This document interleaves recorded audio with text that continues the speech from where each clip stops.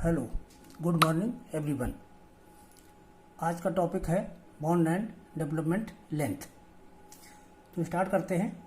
पहला point, bond. It is the adhesion between concrete and steel which resist the slipping of steel bars from the concrete. This resistance of the surface anchorage is called bond, and the bond force developed per unit surface area of steel is called bond stress. आप यहाँ पर देखें, ये concrete का block है, इसमें एक steel bar जो है दबाई हुई है, एम्बेडेड है कुछ लंबाई तक। तो कंक्रीट और स्टील के बीच में जो जकड़ होती है उसी को हम बॉन्ड, इन दोनों के बीच में यानी स्टील और कंक्रीट के बीच में बॉन्ड कहते हैं। और पर यूनिट सरफेस एरिया जितना बॉन्ड फोर्स कार्य करता है विपरीत दिशा में, उसी को हम बॉन्ड स्ट्रेस के नाम से जानते हैं, यानी बॉन्ड स्ट्रेस कहते हैं उसको। टॉ बीडी से इसको रिप्रेजेंट किया जाता है। तो ये तो हमारे बॉन्ड स्ट्रेस और bond, what is bond and what is bond stress, इसका बेसिक डेफिनेशंस हैं। इसके बाद हम सेकंड पॉइंट लेते हैं, टाइप्स ऑफ बॉन्ड।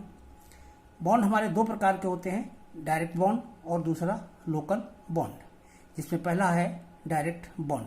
तो डायरेक्ट बॉन्ड के केस में हम एक कंक्रीट ब्लॉक के अंदर एक स्टील बार को एलडी लंबाई तक दबाया हुआ है, ये दिखा रहे हैं। इसका ये बाहरी जो निकला हुआ सिरा है, इस पर हम एक टेंसाइल फोर्स लगाते हैं, और टेंसाइल फोर्स इतना लगाते हैं, धीरे धीरे बढ़ाते हुए इतना तक लगा देते हैं जिससे कि इस बार में जो टेंसाइल स्ट्रेस डेवलप हो जाए वो उसकी परमिसिबल वैल्यू के बराबर डेवलप हो जाए। यानी कितना डेवलप हो जाए, 0.87 Fy। इसकी परमिसिबल वैल्यू जो है 0.87 Fy होती है। तो इतना प्रतिबल उत्पन्न होने तक हम बल को लगाते रहते हैं। तो ये हमारा मैक्सिमम टेंसाइल फोर्स कहलाएगा। इससे अधिक बल इस छड़ के ऊपर लगाया नहीं जा सकता। तो ये मैक्सिमम टेंसाइल फोर्स हमारा कैसे निकलता है, π/4, यानी इसका cross section area into permissible tensile stress, π/4d into phi square 0.87 Fy से मल्टीप्लाई कर देंगे तो ये टेंसाइल फोर्स निकल आएगा। तो ये तो हो गया हमारा टेंसाइल फोर्स जो कि इस पर बाहर से लगा हुआ है। इस टेंसाइल फोर्स को रजिस्ट करने के लिए इसकी प्रतिक्रिया क्या होगी कि कंक्रीट के अंदर से ये स्टील बार बाहर को स्लिप होने का यानी खिसकने का प्रयास करेगी इस डायरेक्शन में, लेकिन इसकी सरफेस पर कंक्रीट इसको जकड़े हुए है। इसकी जकड़न के कारण इसकी सतह पर विपरीत दिशा में दोनों तरफ इस सरफेस पर हर जगह बाहर अपोजिट डायरेक्शन में जो है एंकरेज स्ट्रेस डेवलप होगी, यानी बॉन्ड स्ट्रेस डेवलप हो जाती है। तो वो बॉन्ड स्ट्रेस जो टॉ बीडी डेवलप हो जाती है, उसके कारण ये स्टील बार कंक्रीट से बाहर नहीं निकलने पाती। तो ये हमारा बॉन्ड स्ट्रेस के कारण टोटल बॉन्ड फोर्स कितना हो गया। तो वो टोटल बॉन्ड रेजिस्टेंस की वैल्यू अगर हम निकालते हैं तो बॉन्ड स्ट्रेस तो पर यूनिट एरिया होता है, लगने वाले बल को कहते हैं। तो टॉ बीडी तो हो गया पर यूनिट, और इसमें हम surface area of the bar का मल्टीप्लाई कर दें। इस छड़ का जो सरफेस एरिया है वो कैसे निकलेगा, पाई इंटू फाई, यानी ये इसका पेरीमीटर है। पेरीमीटर निकाला जाता है पाई इंटू डायमीटर से। तो यहाँ पर डायमीटर को फाई से रिप्रेजेंट किया है, इसलिए पाई फाई तो हमारा पेरीमीटर हो गया। Perimeter into length of the bar, ये हमारा total surface area of the bar हो गया। तो सरफेस एरिया से जब हम टॉ बीडी को मल्टीप्लाई करेंगे तो हमारा ये बॉन्ड रेजिस्टेंस टोटल जो है ज्ञात हो जाएगा। और ये bond resistance total tensile force के बराबर हम रख लेते हैं। किस लिए कि यहाँ पर इसको संतुलन की अवस्था में अगर ये बैलेंस है तो ये दोनों बराबर होंगे। इस बराबर होने के केस में एक चीज यहाँ देख लें कि हमारा जो टोटल टेंसाइल फोर्स है ये तो कांस्टेंट हो गया, क्योंकि मैक्सिमम शियर स्ट्रेस ये फिक्स है। क्रॉस सेक्शन एरिया एक छड़ का चेंज नहीं हो सकता बार बार, तो ये भी कांस्टेंट हो गया। तो ये हमारी कांस्टेंट क्वांटिटी है। टॉ बीडी भी हमारा आगे कांस्टेंट रहता है, इसका मान फिक्स रहता है कंक्रीट के ग्रेड के अनुसार। अब इसमें पाई इंटू डाया, ये भी पद हमारा कांस्टेंट है, केवल एलडी वेरिएबल है, यानी हमें केवल एलडी को ही एडजस्ट करना पड़ता है कि एलडी घटाएं या बढ़ाएं, जिससे कि ये दोनों बल आपस में बराबर हो जाएं। तो इसमें सरफेस एरिया को चेंज करने के लिए ये इसका लेफ्ट जो होता है अंदर कितना लंबाई दबाई हुई है, इसी को हम एडजस्ट कर लेते हैं। तो संतुलन की अवस्था में जो ये दबाई गई लंबाई होती है इसी को एलडी से रिप्रेजेंट करते हैं, और ये लंबाई हमारी एंकोरेज लेंथ कहलाती है। ये डायरेक्ट बॉन्ड के केस में इसको हम डेवलपमेंट लेंथ के नाम से भी जानते हैं, यही डेवलपमेंट लेंथ भी है और यही एंकरेज लेंथ के नाम से जानी जाती है। तो इस तरह से एंकरेज लेंथ, अब इसमें एक सिंपल कैलकुलेशन है, पाई से ये पाई कट जा रहा है, ये फाई से एक फाई स्क्वायर है तो एक कट जाएगा, एक फाई बचेगा, और इसके बाद हम टॉप एलडी का वैल्यू हम यहाँ नोट कर लेते हैं। तो एलडी बराबर 0.87 FY into phi upon 4 tau BD हो गया। चूंकि यहाँ पर टेंशन था तो ये टेंशन के लिए है, तो टेंशन में लगने वाला डेवलपमेंट लेंथ का जो फार्मूला है वो ये है 0.87 FY into phi upon 4 tau BD। ये फार्मूला इसका हो गया। इसके बाद इसमें जो हमने टॉप BD की वैल्यू, परमिसिबल बॉन्ड स्ट्रेस जो है, इसका मान किस तालिका से देखा जाता है। आईएस कोड ने एक तालिका दे रखी है, आईएस कोड 456 ने क्लास 26.2.1.1 में पेज 43 पर। इस तालिका में टॉप लेयर में कंक्रीट के ग्रेड दिए हुए हैं M15, M20 and so on, और बॉटम लेयर में टॉप BD की वैल्यूज दी हैं। M15 के लिए 1.0 है, M20 के लिए 1.2 है। इसी तरह से हर एक ग्रेड के लिए टॉप BD के मान इस तालिका में दिए हुए हैं। इस तालिका में जो मान दिए हुए हैं इनके साथ साथ नीचे एक बात ध्यान दें, ये जो मान हैं तालिका में दिए गए मान, ये माइल्ड स्टील के लिए दिए गए हैं, ये केवल माइल्ड स्टील पर ही एप्लीकेबल हैं। तो माइल्ड स्टील के लिए ये वैल्यूज हैं। अब इसके बाद नोट इस तालिका का बहुत इंपॉर्टेंट है। इस तालिका का नोट देख लें। इस नोट में पहला नोट है फॉर डिफॉर्म्ड बार्स, यानी HYSD बार्स जितनी हैं विरूपित छड़ें, उनका मान ज्ञात करते समय हम टॉप BD की वैल्यू को 60% बढ़ा लेते हैं। यानी जिसकी भी वैल्यू देखनी है इस वैल्यू में 60% इसको बढ़ा देंगे, यानी 1.6 से मल्टीप्लाई कर देंगे। तो हर एक वैल्यू को 1.6 से मल्टीप्लाई करके तब हम यूज करेंगे अगर हमने HYSD बार्स का यूज किया है। दूसरा केस है कि अगर यही छड़ें कंप्रेशन में डाली गई हों, टेंशन की जगह पर कंप्रेशन में हो, तब इन्हीं वैल्यूज को 25% बढ़ाकर प्रयोग किया जाएगा, अर्थात इसमें 1.25 से गुणा करके हम तब टॉप BD की वैल्यू निकालेंगे अगर स्टील हमारी कंप्रेशन में है। तो इसके तुरंत बाद डेवलपमेंट लेंथ इन कंप्रेशन में अब हम देखते हैं डेवलपमेंट लेंथ की वैल्यू क्या आती है। हम टेंशन वाला फार्मूला नोट कर लेते हैं पहले। तो 0.87 FY into dia upon 5 upon 4 into tau BD। चूंकि टॉप BD का मान कंप्रेशन के केस में 1.25 टाइम्स इससे गुणा करके यानी 25% बढ़ा करके प्रयोग करेंगे, तो टॉप BD की कंप्रेशन में वैल्यू लिखने के लिए टॉप BD तो हम इसी तालिका से जो वैल्यू ज्ञात हुई है वो नोट करेंगे और इसमें 1.25 से अलग से मल्टीप्लाई करके यहाँ लिख लेंगे। तो 1.25 का जब हमने यहाँ गुणा कर दिया, इसको सॉल्व करने पर हम देखते हैं कि 4 में जब हम 1.25 से मल्टीप्लाई करेंगे तो ये मल्टीपल जो है हमारा 5 के बराबर हो जाएगा। तो हमारा ये फार्मूला बन गया 0.87 FY into 5 upon 5 top BD। तो ये कंप्रेशन के लिए ये फार्मूला हो गया। तो टेंशन के फार्मूले में यहाँ 4 है और कंप्रेशन के फार्मूले में यहाँ पर 5 है। सेकंड आता है हमारा लोकल बॉन्ड। पहले था डायरेक्ट बॉन्ड और अब है लोकल बॉन्ड। इसी को हम फ्लेक्चरल टेंशन भी के नाम से भी जानते हैं, यानी इसमें जो छड़ में खिंचाव उत्पन्न होता है वो फ्लेक्चरल यानी नमन के कारण होता है, बेंडिंग के कारण होता है।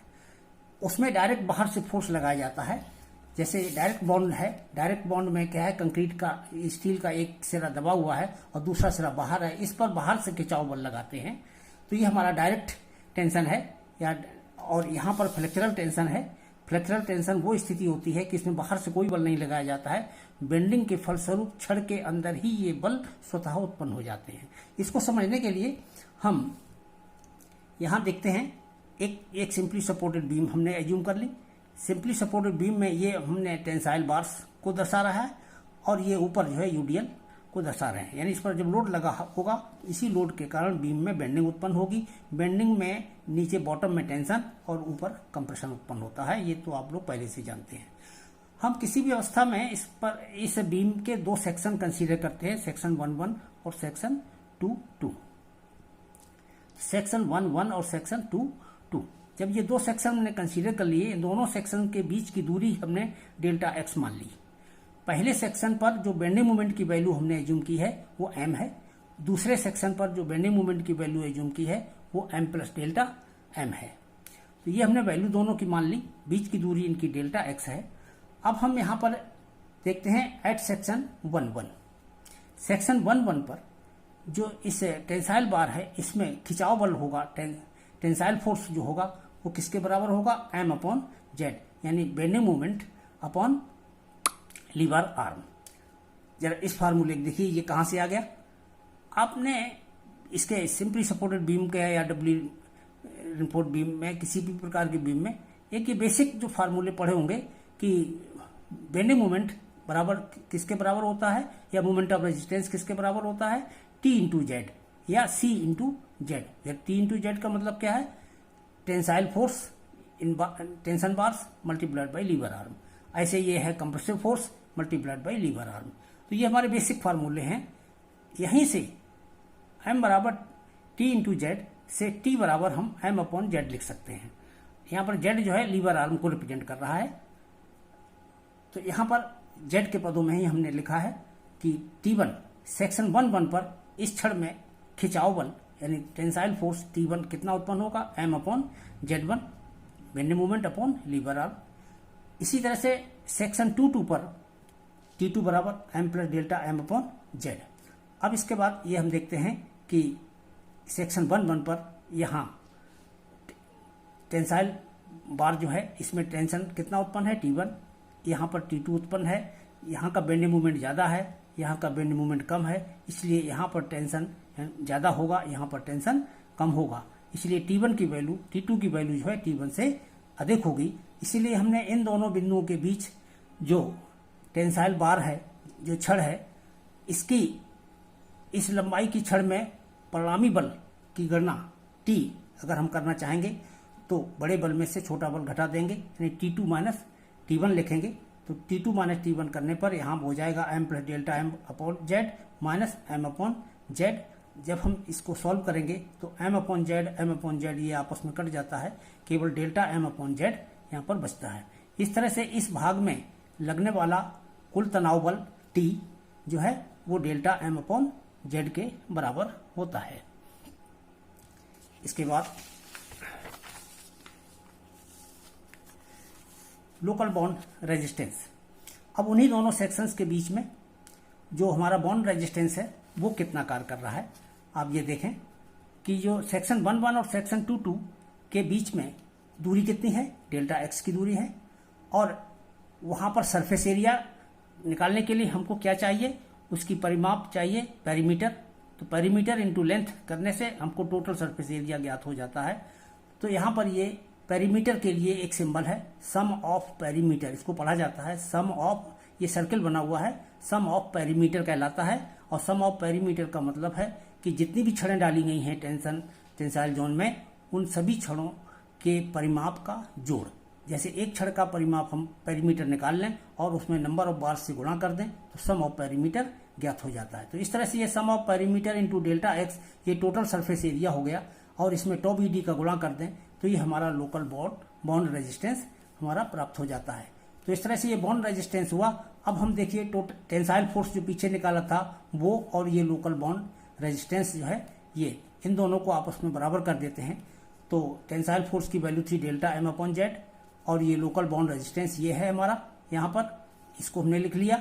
अब इसको लिख लेने के बाद इसमें से हम डेल्टा एक्स जो यहाँ पर लिखा हुआ है इस पद को इधर ले आते हैं और ये जेड को इधर ले जाते हैं। तो इनको इंटरचेंज कर दिया आपस में। इंटरचेंज कर देने के बाद हम यहाँ देखते हैं ये हमारा पद हो गया डेल्टा m/डेल्टा x। तो डेल्टा m/डेल्टा x का जरा देखिए मतलब क्या है।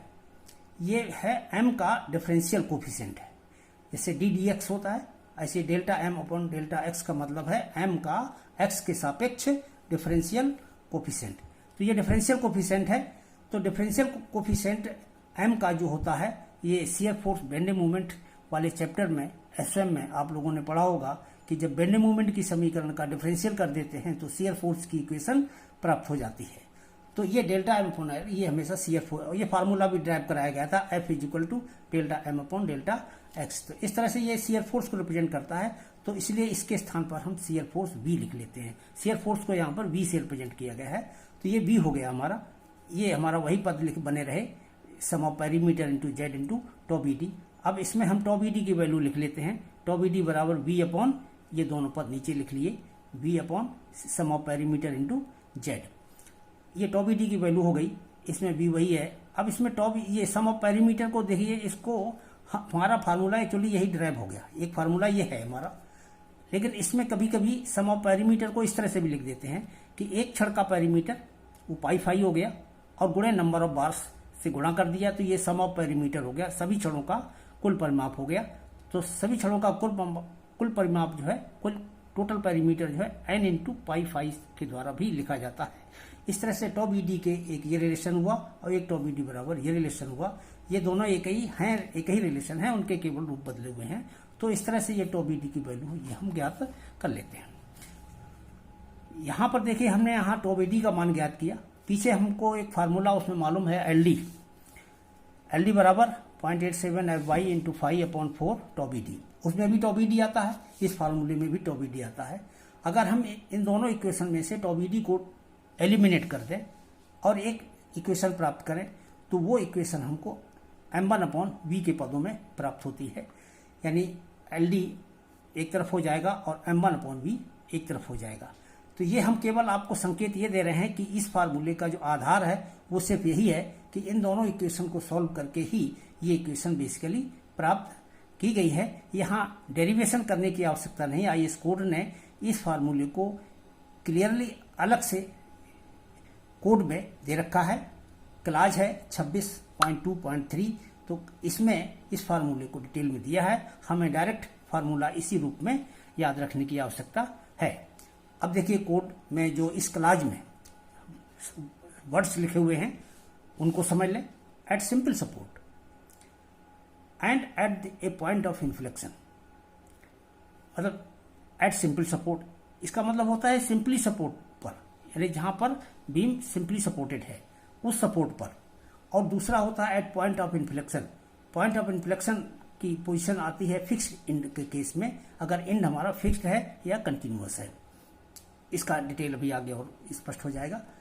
तो इन पॉइंट्स पर the diameter of the tensile reinforcement should be limited, मतलब छड़ का व्यास जो टेंसाइल बार मेन स्टील उसमें डाली जा रही है बीम में, उस छड़ का व्यास इस प्रकार से सीमित रखा जाता है जिससे कि एल का मान m1 upon v plus L0 से जो है अधिक न होने पाए, यानी एल का मान अधिक न हो, किससे, m1 upon v plus L0। यही इसी बात को इन्होंने यहाँ वर्ड्स में ऊपर लिखा हुआ है कि LD should not be greater than m1 upon v plus L0। ये हमारी इक्वेशन है। के बाद इसी इक्वेशन के ठीक आगे एक कंडीशन इसमें दी है, when ends of the tension reinforcement are confined by the compressive reaction। इसका मतलब थोड़ा सा ध्यान से समझें क्योंकि ये महत्वपूर्ण स्टेप है और ये मतलब प्रारंभिक रूप से यूँ कहें कि जल्दी तुरंत समझ में नहीं आता है, इस पर ध्यान देना पड़ता है, तब ये चीज़ समझ में आती है। Then value of m1 upon v is increase by 30%।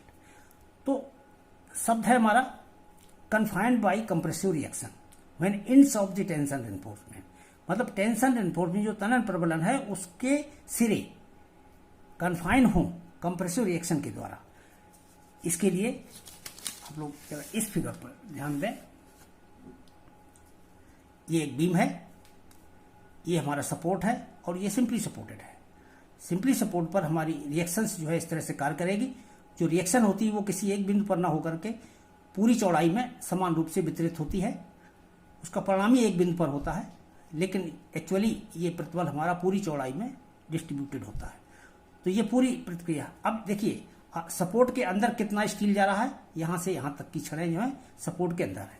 ये हमारी मेन बार्स थी, टेंसाइल बार्स थी, तो टेंसाइल बार्स का end of the tension reinforcement, इसका सिरा ये कंप्रेसिव रिएक्शन है, कंप्रेसिव रिएक्शन, अब रिएक्शन है ये तो एक्चुअली, तो अब ये इसको कंप्रेस कर रही है, स्टील को पार्श्व दिशा से दबा रही है, स्टील को पार्श्व दिशा से दबाए हुए है। तो जब ये भी दबाई हुए होगी तो इस छड़ का बाहर को खिसकना और कठिन हो जाएगा। यानी इससे क्या होता है, पार्श्व दिशा में दबाने से कंक्रीट की स्टील के साथ जकड़ या एंकरेज जो है वैल्यू बढ़ जाती है।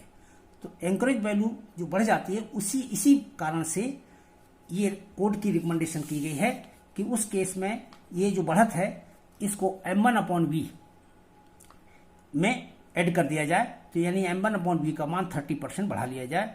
तो 30% इसका मान बढ़ाने के लिए ही 1.3 से इसको मल्टीप्लाई फार्मूले में किया हुआ है। तो ये सिंपल सपोर्ट पर होगा। तो ये 1.3 m1/v प्लस L0 ये हमारा फार्मूला बन जाएगा। बाकी ऊपर वाला वही चीज है। तो केवल m1/v के स्थान पर 1.3 m1/v होगा। लेकिन ये कब होगा, जब कन्फाइंड बाई कंप्रेसिव रिएक्शन, इसके सिरे जो हैं स्टील बार्स के हमारे कन्फाइंड बाई कंप्रेसिव रिएक्शन यानी पार्श्व दिशा में संपीड़न प्रक्रिया के द्वारा दबाए गए होंगे।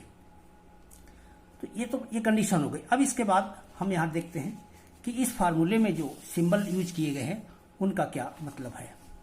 इस फार्मूले में प्रयोग किए गए जो सिंबल हैं उनको देखें।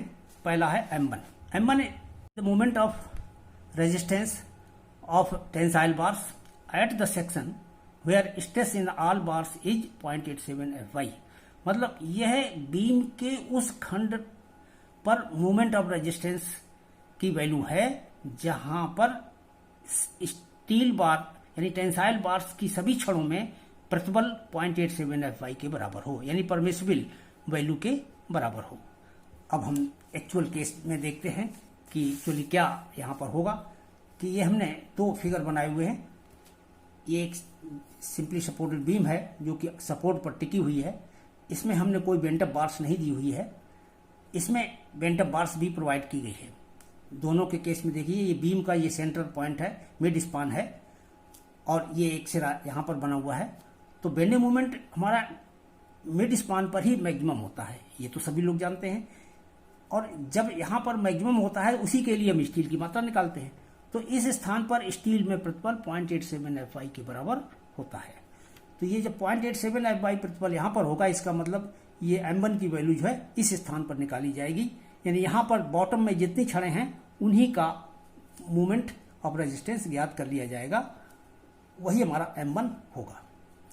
इस केस में देखें, इस केस में यहां पर प्रतिबल हमारा 0.87 Fy है, हम जानते हैं। यहां से बॉटम में एज्यूम कर लीजिए 4 छड़ें पड़ी हुई हैं। 4 छड़ें यहां आकर के L/7 पर जो है यहां से ये 2 छड़ें ऊपर को मोड़ दी गई हैं। हमारी बॉटम में कितनी छड़ें बच रही? 2 छड़ें बच रही। तो यहां पर जो बॉटम में छड़ है, चूंकि बेंडिंग मोमेंट भी यहां पर हाफ रह जाता है और हमने छड़ें भी हाफ कर दी, तो इसका मतलब जो नीचे छड़ें बच गई हैं उनमें प्रतिबल अब कितना उत्पन्न हो गया? वही परमिसिबल वैल्यू के बराबर हो गया, क्योंकि सारा फोर्स अब केवल 2 ही छड़ों को लेना पड़ रहा है। बेंडिंग मोमेंट आधा है तो छड़ें भी आधी हो गई, इसलिए यहां पर छड़ों में भी प्रतिबल 0.87 Fy हो जाएगा। तो ये हमारा 0.87 Fy यानी परमिसिबल स्ट्रेस के बराबर प्रतिबल उत्पन्न होगा। इसका मतलब बेंडिंग मोमेंट m1 की वैल्यू इस सेक्शन पर निकाली जाएगी जो आलम के नजदीक हो। ऐसी 2 स्थितियां आई, एक तो यहां पर और एक यहां पर। तो ये नजदीक वाली स्थिति के लिए एप्लीकेबल होता है। तो नजदीक वाला पॉइंट ये है जहां पर तली में स्थित सभी छड़ों में प्रतिबल 0.87 Fy है, इसलिए यहां पर बेंडिंग मोमेंट m1 यानी m1 की वैल्यू यहां कैलकुलेट की जाएगी। तो ये तो m1 की वैल्यू हो गई। m1 के बाद शियर फोर्स B देख ले। शियर फोर्स B क्या होता है? एक्चुअली ये जो बेंडिंग वाला या ये फार्मूला दिया हुआ है, इसमें शियर फोर्स की वैल्यू मैक्सिमम उस स्थान पर निकाली जाती है जहां बेंडिंग मोमेंट 0 होता है। तो बेंडिंग मोमेंट सिंपली सपोर्टेड के केस में हमारा सपोर्ट के सेंटर पर इफेक्टिव लेंथ होती है, इफेक्टिव स्पान होता है, इसी स्थान पर 0 माना जाता है। इसलिए यहां पर हम शियर फोर्स की गणना करते हैं। एक्चुअल प्रैक्टिस में क्या होता है कि हमने जिस फार्मूले से भी शियर फोर्स का मान ये मैक्सिमम वैल्यू निकाल ली, मैक्सिमम शियर फोर्स की गणना कर ली, हम उसी का प्रयोग कर लेते हैं, क्योंकि इससे कोई विशेष डिफरेंस नहीं आता दोनों की वैल्यूज में। स्पान की तुलना में ये बहुत कम होते हैं। अब जैसे ये तो ये हो गया, अब दूसरा ये है, इसके केस में जरा देखें, ये हमारी फिक्स बीम है, ये कॉलम है, ये बीम है, तो इसमें सपोर्ट के ऊपर नेगेटिव बेंडिंग मोमेंट उत्पन्न होगा, तो ये नेगेटिव बेंडिंग मोमेंट हुआ नीचे बॉटम में, यहां से ये हमारा ऊपर को उठता हुआ ऐसे बेंडिंग मोमेंट डायग्राम चलता है। जीरो बेंडिंग मोमेंट का पॉइंट ये होता है, पॉइंट ऑफ जीरो मोमेंट, इसी को पॉइंट ऑफ इन्फ्लेक्शन कहते हैं, इसको दूसरे शब्दों में नति परिवर्तन बिंदु भी कहते हैं। तो ये हमारा पॉइंट ऑफ इन्फ्लेक्शन हो गया। पॉइंट ऑफ इन्फ्लेक्शन पर ही शियर फोर्स की गणना की जाएगी, उसी को हम V से रिप्रेजेंट करेंगे। तो पॉइंट ऑफ इन्फ्लेक्शन यानी जीरो मोमेंट का ये केस इधर आएगा, क्योंकि यहाँ तो नेगेटिव बेंडिंग मोमेंट है, जीरो यहाँ पर होगा, तब यहाँ पर पॉजिटिव बेंडिंग मोमेंट शुरू होता है, ये ऊपर वाला, ये नीचे वाला नेगेटिव, ऊपर वाला पॉजिटिव बेंडिंग मोमेंट स्टार्ट होता है। तो इस तरह से ये हमारा V की वैल्यू हो गई।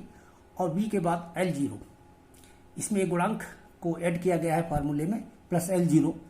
L0 इसमें क्या होता है, sum of anchorage beyond the centre of support. इसके लिए हम इस फिगर को साथ ही साथ देखते चलें। Sum of anchorage beyond the centre of support, ये हमारी बीम है, इस बीम का ये सपोर्ट है, इस सपोर्ट का सेंटर लाइन ये है।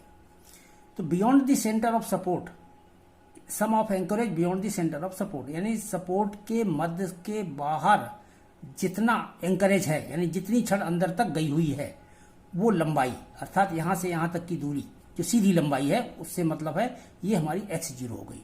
तो एक तो ये दूरी हो गई।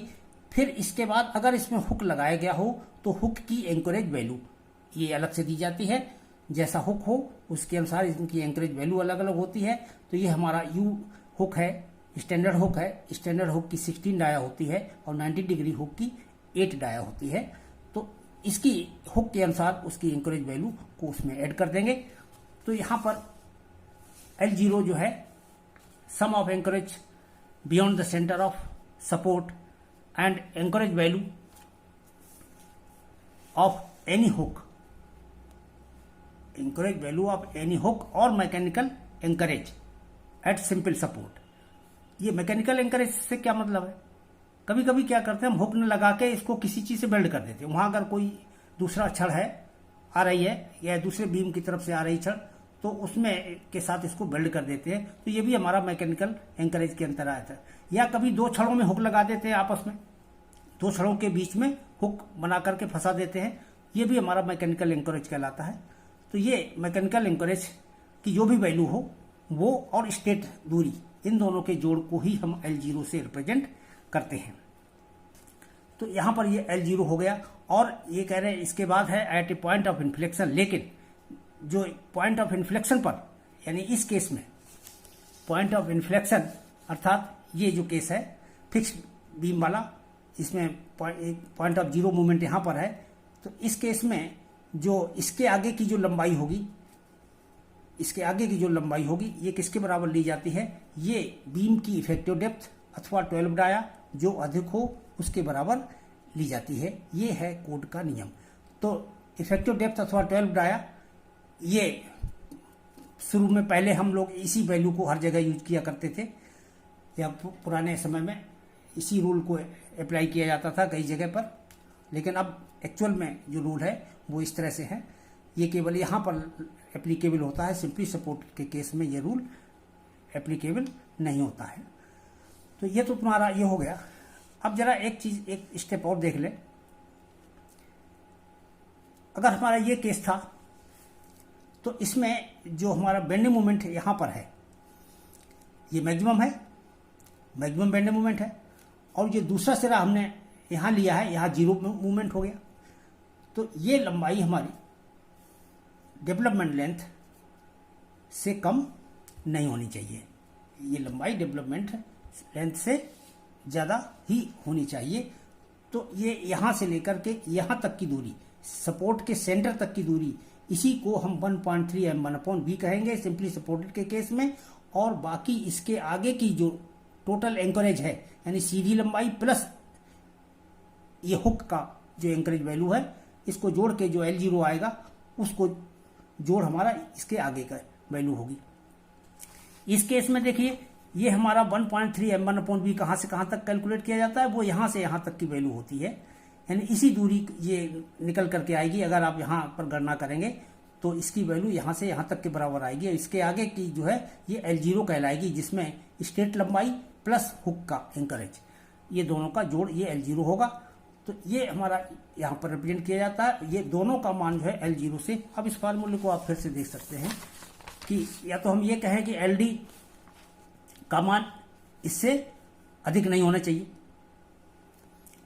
या यूं कहें कि इसका मान, जब इसका मान अधिक नहीं होना चाहिए तो LD का मान इससे कैसा होना चाहिए, कम होना चाहिए। तो ये कम होना चाहिए, तो इसका मतलब इसका मान जो है LD से अधिक होना चाहिए। तो वही मैंने कहा कि इसका मान LD से अधिक होना चाहिए, LD से कम नहीं। यहां से भी क्लियर है कि इस पद का मान कम नहीं होना चाहिए। इधर से अगर हम पढ़ेंगे लेस देन, इस साइड में है ना, तो लेस देन LD, ये LD से कम नहीं होना चाहिए। तो ये रूल हम ध्यान रखें यहाँ पर। इसके बाद कैलकुलेशन ऑफ L0। अब L0 की एक्चुअल गणना के लिए हम एक सपोर्ट का जरा डिटेल में फिगर बना देते हैं। ये एक बीम है, ये इसका सपोर्ट है, सपोर्ट की चौड़ाई स्मॉल b है, ये सपोर्ट का सेंटर लाइन है। तो सपोर्ट के सेंटर लाइन से आगे ये छड़ जितनी दूरी तक जाती है उस दूरी को x0 से रिप्रेजेंट किया गया।